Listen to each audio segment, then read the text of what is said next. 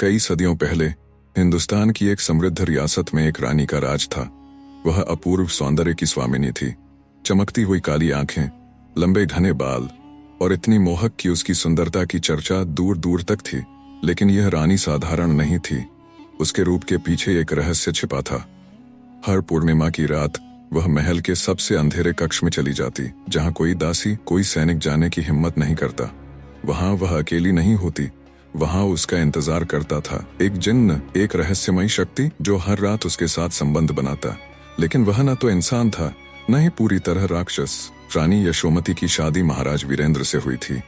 वह अपने पति से प्रेम करती थी, लेकिन हर रात के तीसरे पहर उसके कमरे में कोई अदृश्य शक्ति आ जाती थी। वह महसूस करती कि कोई छू रहा है, कोई उसके बहुत करीब आ रहा है। शुरुआत में उसे लगा कि यह एक सपना है, लेकिन जब उसने अपने शरीर पर नीले निशान देखे, तब उसे यकीन हुआ कि यह कोई परछाई नहीं, बल्कि कोई जिन्न है जो उसे अपना बना चुका है। एक रात जब रानी अपने महल के अंदर अकेली थी, हवा अचानक भारी हो गई, कमरे के दिए बुझ गए और अचानक एक अजीब सी गहरी आवाज आई, तुम मेरी हो यशोमती। सिर्फ मेरी? वह डर गई, लेकिन उसके भीतर एक अजीब सा आकर्षण था। जब उसने आईने में देखा तो वह अकेली नहीं थी। उसके पीछे एक काला धुआं था और उस धुएं से एक शक्ल उभर रही थी। लाल चमकती आंखें, चौड़ा सीना और एक रहस्यमयी मुस्कान। तुम कौन हो? उसने कांपते हुए पूछा। मैं वो हूं जो सदियों से तुम्हारा इंतजार कर रहा था, और अब तुम सिर्फ मेरी होगी। जिन्न की आवाज हवा में गूंजने लगी। रानी ने इस डरावने सच को अपने पति से छिपाने की कोशिश की, लेकिन महाराज वीरेंद्र को शक होने लगा। उन्होंने अपनी सेना के सबसे बड़े तांत्रिक को बुलाया। तांत्रिक ने अपनी शक्तियों से महल का निरीक्षण किया और घबराकर बोला, महाराज, यह महल किसी साधारण शक्ति के वश में नहीं है। यहाँ एक जिन्न का निवास है और वह आपकी रानी को अपना बना चुका है। महाराज को गुस्सा आ गया। यह असंभव है, मैं किसी जिन्न को अपनी पत्नी से दूर कर सकता हूँ।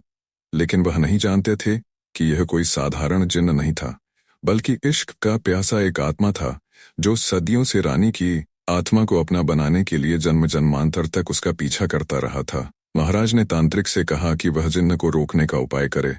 तांत्रिक ने एक यज्ञ किया और पूरे महल को मंत्रों से सुरक्षित कर दिया।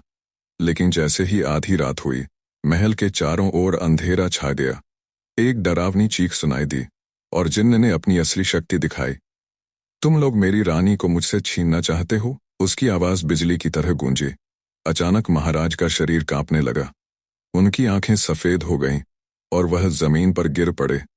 तांत्रिक ने मंत्र पढ़ने शुरू किए, लेकिन जिन्न ने उसे हवा में उठा लिया और पूरी ताकत से जमीन पर पटक दिया। अब कोई नहीं बचा सकता है यशोमती, तुम मेरी हो और हमेशा मेरी रहोगी। रानी रोते हुए बोली, कृपया मुझे छोड़ दो, मैं तुम्हारी नहीं हूं। लेकिन जिन्न मुस्कुराया, तुम भूल चुकी हो, लेकिन मैं नहीं। यह हमारा पहला जन्म नहीं है। हर जन्म में तुम मेरी थी और हर जन्म में मैं तुम्हें ढूंढता हूं। रानी को याद आने लगा अतीत के अधूरे सपने, एक पुराने जीवन की झलकियां जहां वह किसी और दुनिया में थी। तुम मुझसे प्यार करोगी या फिर? जिन्न ने उसकी ठोड़ी उठाई और अचानक पूरी हवेली का रंग बदल गया। चारों ओर सिर्फ धुआं और आग थी। रानी की आंखों में अब घबराहट कम थी और उसकी जगह एक अजीब सा आकर्षण था।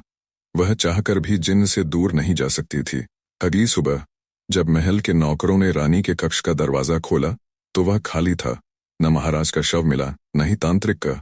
रानी कहीं नहीं थी, लेकिन महल की दीवारों पर एक अजीब सा निशान था, तो जलती हुई लाल आंखों का। कुछ लोगों का कहना था कि रानी और जिन्न एक हो गए थे और अब वे किसी और जन्म में वापस लौटेंगे। अगर आपको कहानी अच्छी लगी तो चैनल को सब्सक्राइब करें।